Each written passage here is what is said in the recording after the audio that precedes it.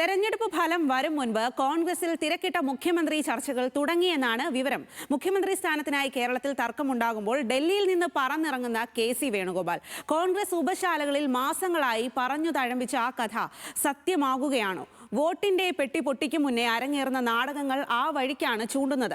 ജയമുറപ്പിച്ച് കരുനീക്കങ്ങൾ സജീവമാക്കുകയാണ് നേതാക്കൾ. ചർച്ചകൾ കൊഴുക്കുമ്പോൾ ജനം എന്താണ് ചിന്തിക്കുന്നത്? കേരളത്തിലെ കോൺഗ്രസിന് ഊർജം സമ്മാനിച്ച വി.ഡി. സതീശനാണോ മുഖ്യനാകാൻ യോഗ്യൻ, അതോ പരിചയവും പക്വതയുമുള്ള രമേശ് ചെന്നിത്തലയോ?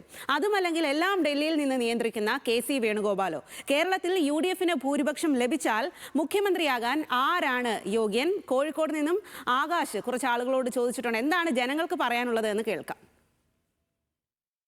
വോട്ടെടുപ്പിന് പിന്നാലെ യു.ഡി.എഫിൽ ആരാകും മുഖ്യമന്ത്രിയാവുക എന്ന ചർച്ച വളരെ സജീവമായി നടക്കുകയാണ്.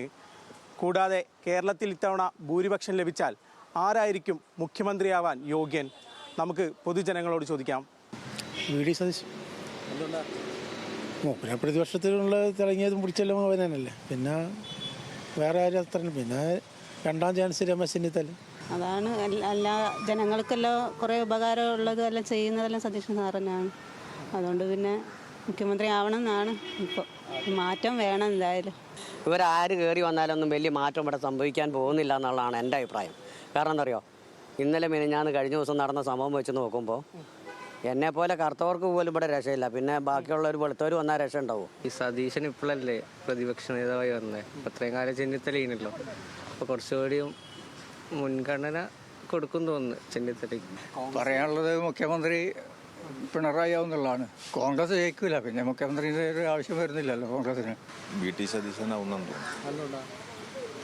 നല്ലൊരു പ്രവർത്തനം കാര്യങ്ങളൊക്കെയാണ് സംസാരത്തിൽ മനസ്സിലാണ്, ചാനലിലും കാണുമ്പോൾ. കെ.സി. വേണുഗോപാൽ, വി.ഡി. സതീശൻ, രമേശ് ചെന്നിത്തല എന്നീ പേരുകളിൽ വി.ഡി. സതീശനാണ് കൂടുതൽ സാധ്യത എന്നാണ് പൊതുജനങ്ങൾ പറയുന്നത്.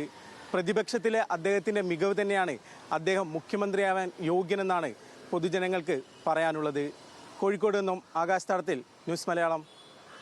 അപ്പോൾ അതാണ് ജനങ്ങളുടെ പ്രതികരണം. ജനങ്ങൾക്ക് കൂടുതൽ താല്പര്യം വി.ഡി. സതീശൻ വരുന്നതിലാണ് എന്നാണ് കുറച്ച് ആളുകളുടെയൊക്കെ പ്രതികരണത്തിൽ നിന്നും മനസ്സിലാവുന്നത്.